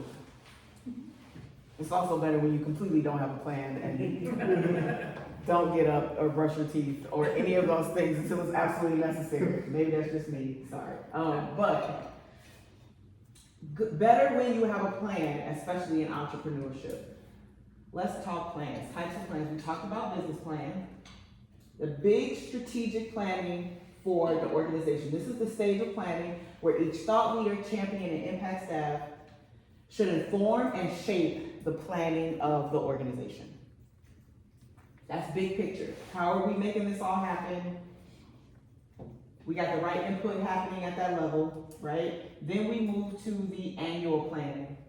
The annual plan is created and then broken down into quarterly planning to reflect priorities from the big picture plan. So you're like, here's what we're gonna do for the year, and then this is how we're gonna make that happen intentionally. Everything, you're gonna hear me say that word over and over and over again because every single thing that we do is about intentionality. It's slow down. If you are carrying something great, you actually don't have to kill yourself to make it happen. If it's great, you just have to be intentional behind it, and the greatness will come. And then your operational strategic plan is weekly planning to ensure that the intentional steps and necessary inputs are happening. These are meetings. Breaking it down and making sure that it all gets implemented every week. It's also how you make meetings. And not just people with titles talking. With an agenda that's focused on the business plan. Consider that. It's genius. Where it comes from, I don't know. Right, it's amazing.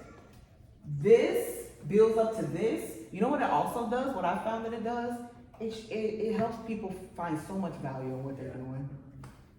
When the whole thing, when you know that you are responsible for making this happen and the whole thing builds up, people find so much value in what they're doing. We've all been to those other meetings, so I ain't even gonna spend no time talking about them. I think if you can show how the meeting plays into the quarterly business plan, to the annual plan, to the whole business plan, overall, that the vision, people can buy into that, Yes.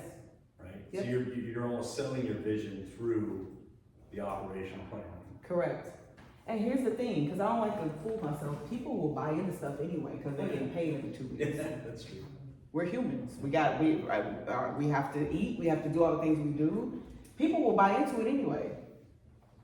But let's actually have them buy into it from a healthy, valuable perspective. I like to keep my head in that space. Are people here just because X, Y, and Z, or are they actually here because we're doing something meaningful? And if I'm being honest, this is hard work. So every day is not the meaningful day, right? So I'm like, okay, is today meaningful? You know? And then sometimes my clients will tell you this, my team will tell you this. I'm not growing today, y'all. So we're not growing. There will be no impact happening today. Like, I just need to come in and focus and not like, you can't be all the things all the time, right? So these are the conversations that I encourage, and not just for myself, but also for my team. Where are you? How are you feeling? What's going on? As something great, we have unlimited vacation days. Don't come to work. It's just not worth it. Now, also, right, there's a certain level of maturity and all the things that have to go into that, right? But we want to set the stage for assuming that people are mature enough to handle that, instead of you're not mature enough to handle this, so we're going to give you this amount of time and we're going to give you, right? And there's value in both. I'm not arguing over either one. Elements of a plan: support, techniques, and area of focus. These are recurring themes. Y'all starting to see, right? Like, as we're going through, and you can see how the different stages are building on each other, and then how those stages represent themselves in the plan here. Elements of a plan is support. Who do you have around you? Acquire a team. Make sure that that support is solid. Then you move into techniques. Stage 1, stage 2, stage 3, techniques. How do we build a process around it? And then stage 4, how do we create areas of focus? Because I don't know about y'all, but I am that person. Squirrel, oh, okay. Where did it go? What does it need? How did it get there? We recently moved into a new office and they put my desk, and I was like, don't put my desk in front of that window. Because I would be all day, and I'm the type like, her name is probably Sarah. And she probably got 2 kids and a dog. Like, I would make a whole story. Like, I like to think. What can I say? What to plan? Plan your company. Actions that create a foundation and direction for your business. Plan your people. Make sure you have thought leaders, champions, and impact staff. Plan your services. Ideate your services, understand the needs of your program, and how you will track progress from day one. Don't wait to track progress. Plan your operations, actions that need to take place regularly to ensure your business runs smooth. A huge offering for our big B-grade program is standard operating procedures. Once we're with you for a while, when we walk away, we're gonna leave you with standard operating procedures, because this is what makes the business sustainable. It doesn't matter who's there, it doesn't matter who's not there. The business can run because there are standard operating procedures in place. Marketing, your plan to inform the world of your program, service, product, what have you. And then finance, how to solicit and track, funding for your business. These are the things you need to be intentional about planning. When to plan, big picture, quarterly, weekly, and daily execution. Same thing we saw on our opening slide. But I told y'all we was gonna keep breaking it down, to break it down, to break it down even some more, right? I wanna make sure that these concepts are getting into your thought process. Ways to plan.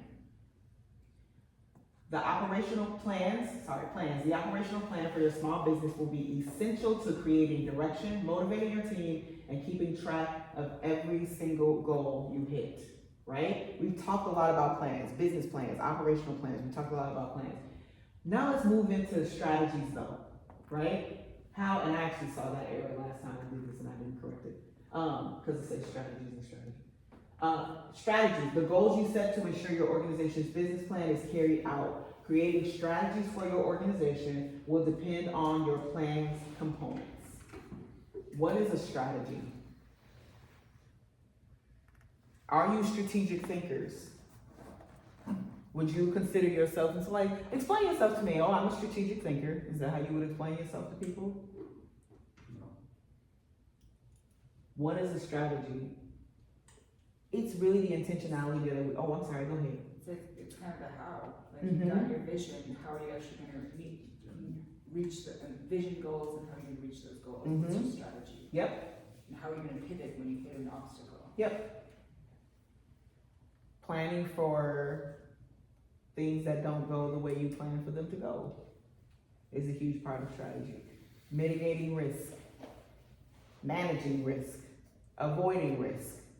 All of those things is a part of entrepreneurship, and there should be strategies in place. There should be policies in place, right? In order to make sure that the organization runs well. Systems. The system is the overall approach to executing a component of your business. A system includes what, when, where, why, and how for each strategy. So this is the, like, okay, we understand we need to get something done, right? And we understand what we want to get done. Then this starts to break it down, like, okay, who's doing it, how they doing it, when they doing it, when is it due, what is it supposed to happen? Yes. I've also heard strategy described as how you differentiate yourself from competitors. Would you agree with that definition? I do agree with that definition from a big picture perspective. Yep. I think that would probably be in a marketing strategy, right? Right, exactly. From a big picture business perspective. I look at it, so I come from a technical background, and we go into projects, and it's like, everybody says, what technology are we using? It's the system. It's like, what are we even trying to get done? Exactly. We haven't even established that yet, and we're already trying to figure out the system. Yep. Oh, did I do that? I didn't even do that. Yikes. Sorry, y'all. I'm back. Sheesh. Well, that just took all the thunder out of my and it's still not working. All right.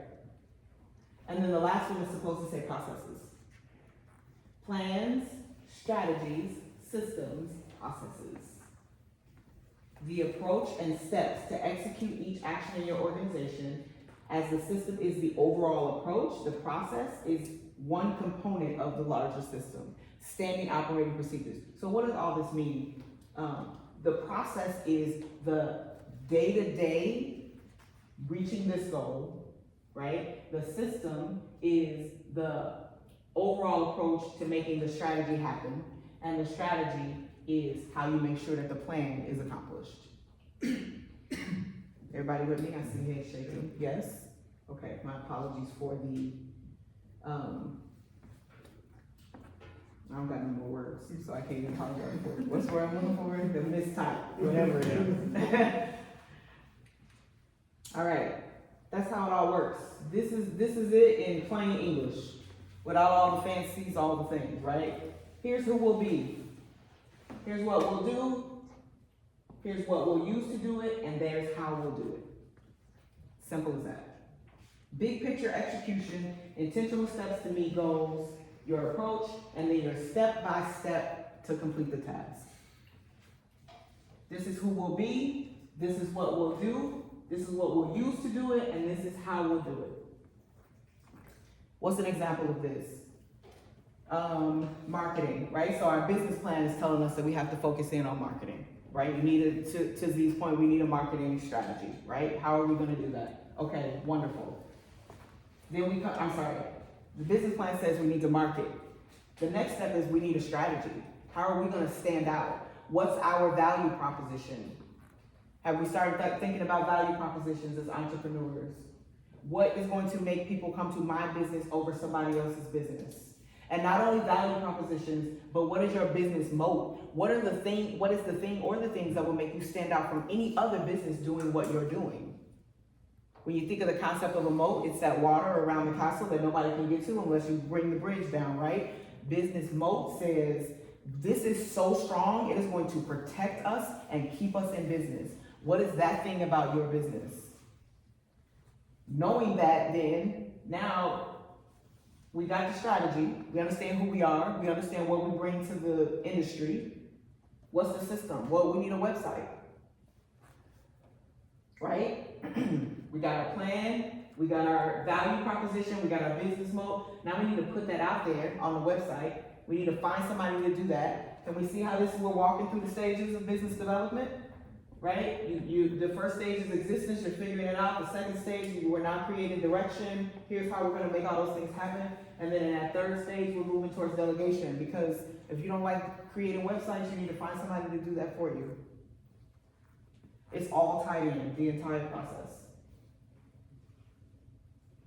Who we'll be, what we'll do, what we'll use to do it, and how we'll get it done. And that's it, guys.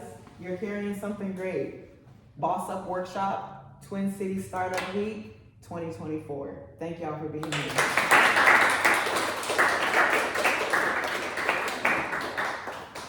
Any questions? We have a little bit of time. Any questions that anybody wants to ask about your specific business or any entrepreneurial startup question? Yes. So I'm curious about your business. You mentioned that you're a social impact for profit. Mhm. And I've heard the term social impact business used before. Mm-hmm. Are you using social impact? Are you measuring that based on your own internal goals, own internal metric, or are you measuring that with respect to something else that's going on in the social impact space? I am measuring that to what we're doing with our business. So being in business for 3 years, I am very intentional on supporting Black and brown businesses, minority businesses, and all those things. The challenge is those businesses cannot always afford me. I can't run a business giving free services. So what I have started to do, and we've had some people pick up on actually, is find folks who have the money to pay for other people to go through our programs. That's where we create social impact. So we've partnered with, for example, the Minnesota Downtown Council is one of our clients because they have businesses under them. They pay for businesses in their program to go through our business. We have also partnered with this is a really fun, interesting one, but a high-rise owner, downtown St. Paul, who has a workspace, all these small businesses. He partnered with us to pay for some of the business in his building to go through our program. So that's creating social impact. These folks are getting free services to build their businesses, and people's lives are changing because of that. And are you finding that, I don't know, you call these people like investors, partners, are you finding that your definition of social impact kind of merges with their definition? Because it sounds like they're invested, right? Like they want to make a social impact as well, and they're doing that through your business. Exactly. Yep. I would call them more partners, trying to stay away from the investor word, not looking for co-founders, don't want to answer to people ever again. And also the gentleman that I'm partnering with who has the high rise, he's interestingly enough, we met each other and we just have similar ideas around supporting small businesses that need the help and can't afford it. And also the idea of wealth in this country and how it should be distributed. Yeah, totally. Thanks. So the partner has businesses operating within the high rise Mhm. probably at the low level, right, the bottom level? What do you mean by that? Like ground floor storefronts. No, all Oh. types. Oh, okay. Yep, so one of them is a But- startup, one of them has been in business for 3 to 5 years, and one has been in business for 15 years. So he also has a vested interest in them as tenants to be productive pay their and rent. profitable. And to pay their rent. Right. I mean, let's be real. And so it is a mutually beneficial relationship, Mm-hmm. but he's investing in their businesses Mm-hmm. by Investing. by partnering with you Correct. to give them resources to be able to sustain. Correct. Okay, It's fun. that's a great win-win. Mm-hmm. I would love to understand a little bit about like your, okay, so so my journey, so I quit corporate America, good job me, but it is scary. Mm-hmm. And I feel like the idea that I have is that existence in, those first phases are gonna take some time to turn profit. And I Yep. don't think focusing on profit right away is good for them. So then my mind goes to, okay, well, I've learned the term fractional in like the last 2 weeks, which is very exciting. So like, do I go that route? Do I look for funding? Do I look, like, how do I, like, I can sustain myself for a while, but I was a breadwinner, Mm-hmm. and I do have kids, Mhm. so eventually I gotta figure this out. and Yep. It does have to make money. So I'm just curious, like, your journey at the beginning, like, how did you get through that phase? Or advice We- for that phase, Yeah, how do we get through it? Very similar to you, we could sustain ourselves for a while. Yeah, My husband and I equally support the family, yeah. but we did cut our income in half. So we have changed our lifestyle through this. Not even necessarily wanting to go back. I do need 2 or 3 more vacations, Yeah. but we were spending a lot more money than was actually necessary. So it's actually been a really spiritual and what's the other word I'm looking for? Like, it's really created a reality check for us about a lot of the spending that we were doing that was completely unnecessary just because we were making a lot of money. Yeah. So we decided to lean into that. Lean into like, do we actually need all of these things or whatever? And it's been interesting. So my kids, I have a 27-year-old and then I have a 17 and a 15-year-old. So the 27-year-old lived a totally different life than they're living. And so we had to like, so guys, you know, we're more spiritual now, right? We're more, you know. And they like, okay, but he had all the joy. I was also young, right? I was so young when I had him. Like, so it's been really interesting, really trying to readjust our family, because from a business goal perspective, a lot of what I want to do with the business is I don't know that I'm ever gonna make, you know, all this money. So it's really been helpful for them to like, hey guys, I get it, and also here's the things that we've learned about life being entrepreneurs, and here's the things we want to give to you. Did you ever have to do like a side hustle or a fractional something, or like, or did I you have just, not. I you have waited not. until you got workshop money and things coming in and from your programs? Nope. No. I just been working at it. I just been Yeah. working at it, and like, I'm sure at a certain point people thought I was running a business that made money, and it wasn't. But I'm here. This is me, 9 to 5. I gave these other companies me 9 to 5 and above and beyond. So I just been hitting it. That's helpful. Thank you. Yep. Thanks for But that's that part about that commitment to vision, right? Really being committed. And it's like, it's not about the money that I'm bringing in. I'm giving this my all the same way that I gave my company, the other company, my all. So That's helpful. Thank you. yeah, you're welcome. Yes. So I recently spoke to somebody about who's kind of in this startup space, and they mentioned NDAs. I'm not sure how applicable that was for your specific business, but if you work with other businesses, maybe you have also some thoughts you could share on NDAs, because you have to be able to kind of pitch your ideas and find your people, find your team, find those. Yep. Yeah. Yep. How do you, share your thoughts on that? Yep. So early on, I have been blessed that I didn't really have to worry about it from a intellectual property perspective. That I was afraid that somebody was going to take something from me. I've been able to build with my community and with my people and with people that were important to me. I had people after I left the job that actually also left, and they have been supporting me. So these were people that I worked with forever and knew. And so when you talked about the other person, that's like, I'm like, get her, girl. Just give her that push, right? Because that's Tammy for me. Tammy has been amazing. And we worked together before, so we know each other's work ethics. So I didn't have to protect things earlier on. And actually what we do now, because we serve other businesses, I ask businesses to sign an NDA before we get started, Right. just to set the tone, right? Your confidentiality is important to us. So everybody we work with, I ask them to sign one. It protects us, but it also just creates a culture of the way that I'm working with other businesses. Because a lot of these small businesses, to your point, don't know the answer to that question. Right. So when they come in my space, I'm like, we're not friends. I'm your consultant, I'm your coach, right? I'm your whatever I am to you. Have people sign this. I tell all the small businesses I'm working with, until there's a contract, you sit with a friend. Do you need more friends or do you need money? Right? So I'm trying to help them set a culture of making these things happen and build in a healthy way. I think it also goes into the difference of if you're looking at a client perspective, you should have an NDA. But if you're like, I would never talk to anybody about my ideas and get feedback from them that I thought I needed an NDA, them to sign an NDA for. Mhm. So if you're looking for your partners and people that you can talk to, collaborators, I would feeding an NDA is probably not the right people to be talking to. Because there's a lot of ways around an NDA, and you can figure out ways to get around it, but it's a good thing to have so you have it. Yes. Sorry. I am not familiar with an NDA, and it seems like it's a confidential document that you have people sign it, right? Is this a legal document? It is a legal document, non-disclosure agreement. Oh, okay. Yes. Okay. So whatever information. You have to go with a lawyer and things like that. Say it again. Do you have to ask a lawyer to do it? No. or- You can draft it online. Yeah. Find central. There's But templates. it's basically whatever you talk about, they can't go steal it. Okay. But it protects your IP.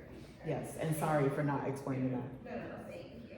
But there's template, in Google, there's some really Yeah. easy templates, ChatGPT, and could probably help with it too, but that's. Yep. But I think as far as your stuff goes, I'm not demeaning, I'm just saying a lot of it is public information, it's just rebranded in a way that works for you, your clients. Yep. Exactly. Right? Yep. And so it's not you're not gonna find something that's just earth shattering and says, okay, this is gonna change the market. Not this workshop. Right. Right? This Right. is the entry level, you can right? This is that, Yep. right? So I wouldn't come in here with the tools and resources that we've created that we sell in our $54,000 program. Exactly. You know, like my friend over here was taking pictures. It's cool. Yeah. You know what I'm saying? Because this is not, Yep. Well, and as you had mentioned, a lot of the value that you bring is that coaching, Right. is that customization that you can't get anywhere. Exactly. else. Yep. Yes. Any more questions? This was awesome. Good. So you worked with a lot of nonprofits, or? So my 20-year career, I worked in 2 nonprofits. You guys heard of Rotary Clubs and Lions Oh, yeah. Clubs? So I worked at the international headquarters for both of those organizations in Illinois. So. See, now I'm looking, that's a whole other question. Yeah. Anyway, but I was looking at a nonprofit that had a finite end date. I only wanted it to run for 4 years, Okay. right? Because there's a specific plan just to provide transparency for communities. Okay. Yeah. And so I was like, but it was no, once it's done, it's done. How do you transition out and just be we're done? We've accomplished our goal, Yeah.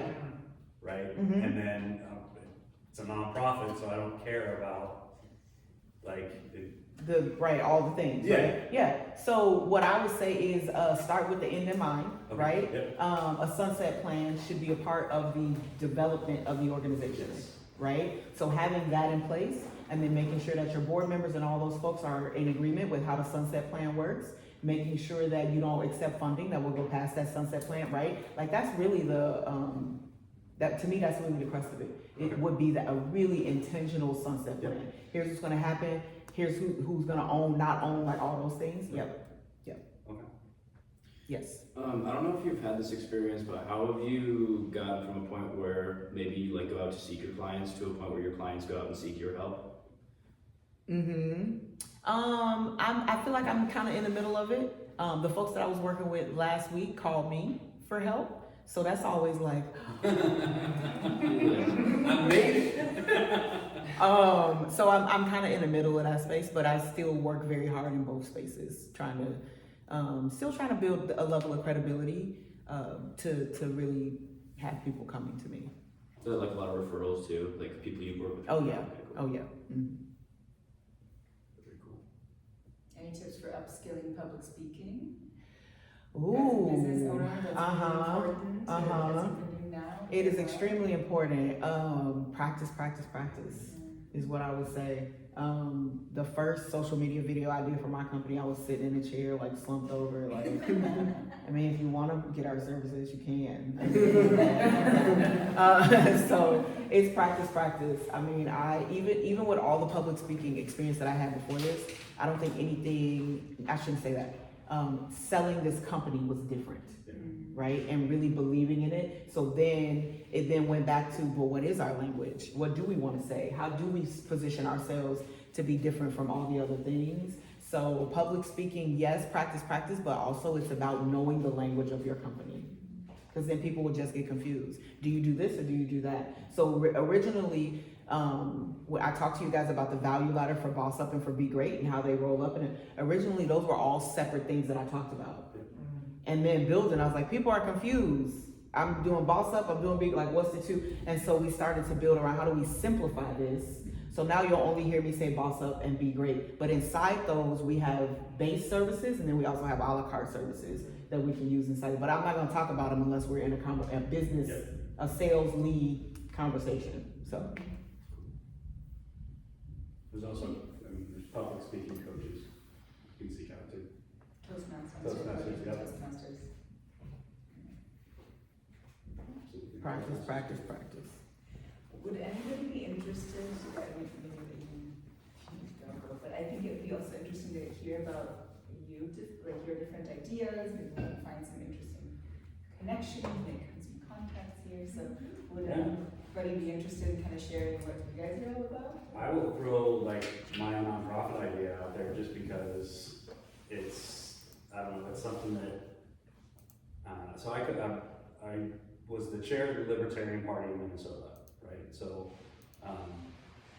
have a lot of people that are, how do we start peeling back government involvement in our lives? But it comes from transparency aspect. Say, I've working with my state representative to pass legislation to require municipalities to open up their transactions to public API instead of having controllers go through and you have to go through the request process. It takes 10 days for them to gather the information. They email it out to you in a spreadsheet or a CSV file.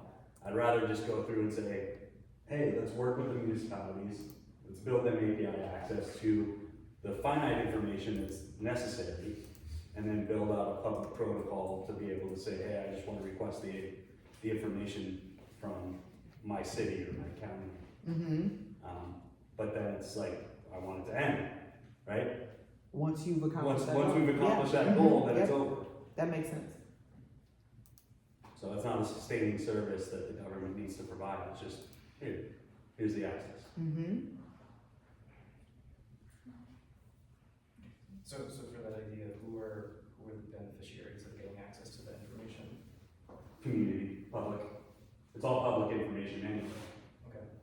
Right? You just have to go through a process right now of requesting it. And that's prohibitive to people requesting it because they don't know the process. Okay, got it.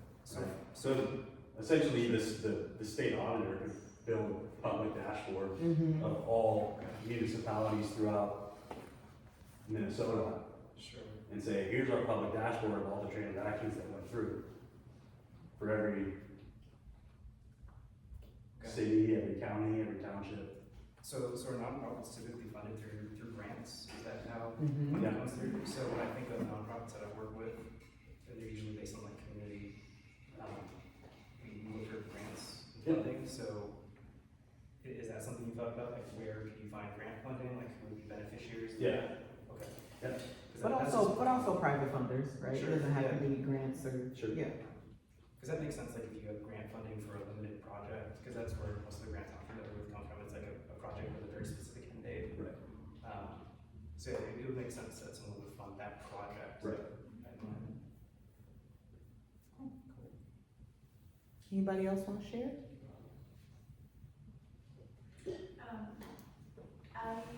So we just started 4 months ago with our little company. It's a software that we are building for teachers. What did you call it? You said what? It's a little company, I just said that. Don't do that. Don't do that. It's gonna be a huge company. There you go.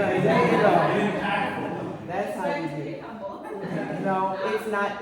This is business and it's capitalism, whether we like it or not. Yeah. And if you're gonna It's sell, hard. and it's hard. very hard, and if you're gonna sell, you gotta be the best, fill in the blank, That is true. right? So I understand Yeah. your desire to be humble, and I appreciate it, and I value it, and also, you gotta come out the gate like, no, what I'm gonna give you, that's the coach, right? Yeah. What I'm gonna give you is gonna be the best thing that you ever had since sliced bread, and it's gonna be worth every dollar. Yeah. That's the kind of energy, okay? And I Alright. appreciate you saying that because we both come from public service. Mm-hmm. So you have to be humble Yes. to be able to approach people and Yes. others, you know, so now Mhm. switching our personalities to I am in power of this situation, Mm-hmm. it's really hard. What I wanted to say is we don't really have a network, we don't really have support. Mhm. All of our family members are teachers,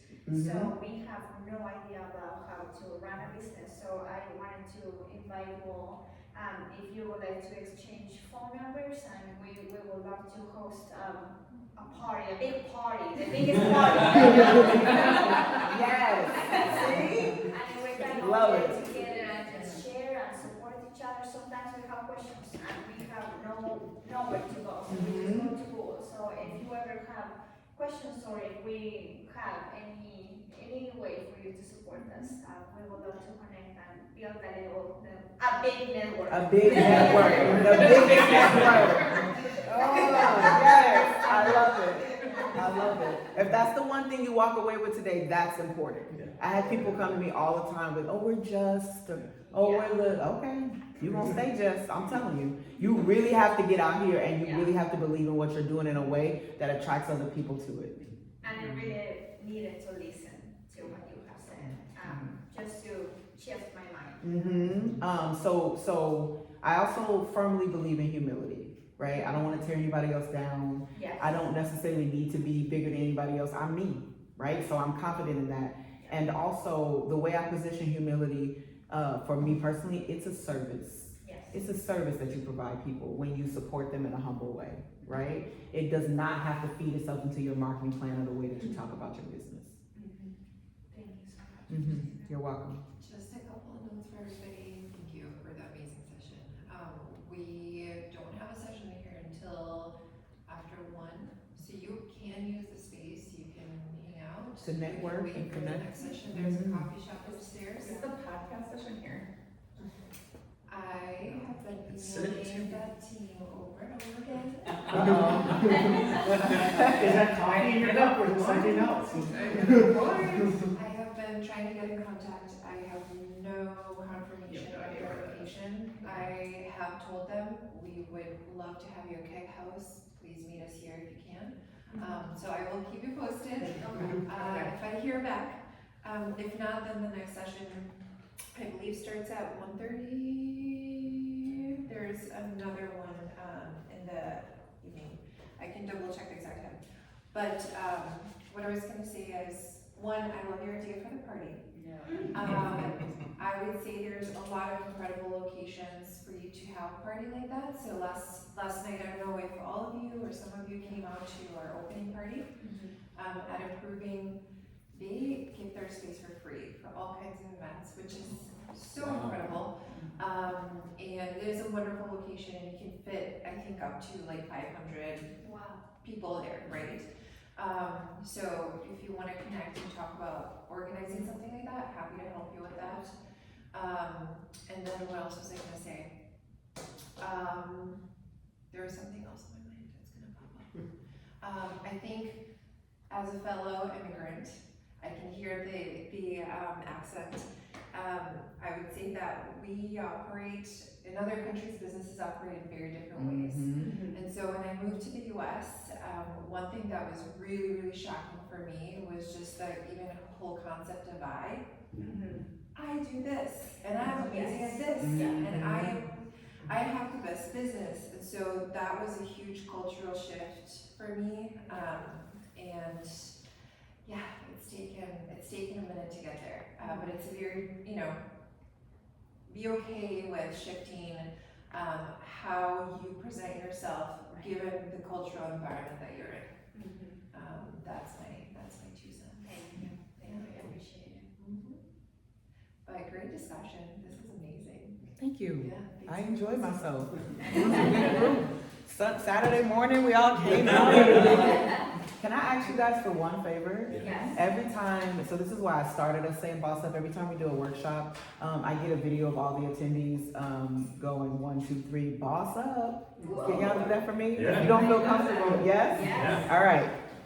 Do you mind if we jump into? Oh, please. That's fantastic. Even better. Just stand up. Yes, so we can all stand in this space wherever my phone is going to go. And then.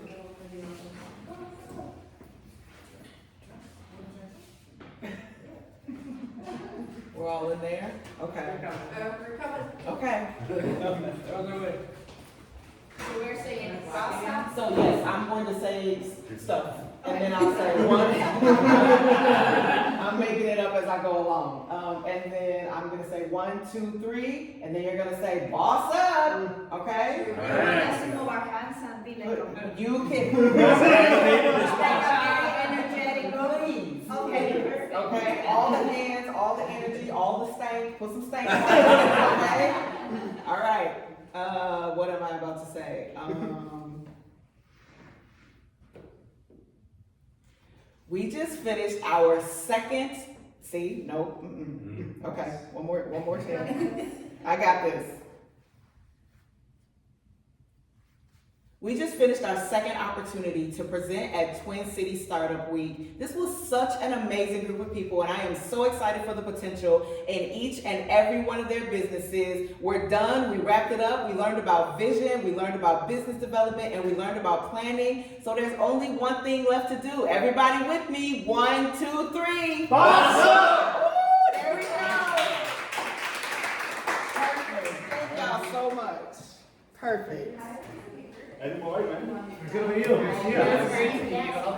Absolutely. Anybody that is looking for my info, you can go to our website, something great. All of our social media, I'm happy to connect in any further ways that I can. All right.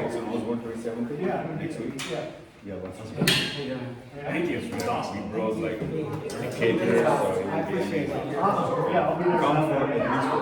Okay, I'll bring a couple more dishes. Get everything.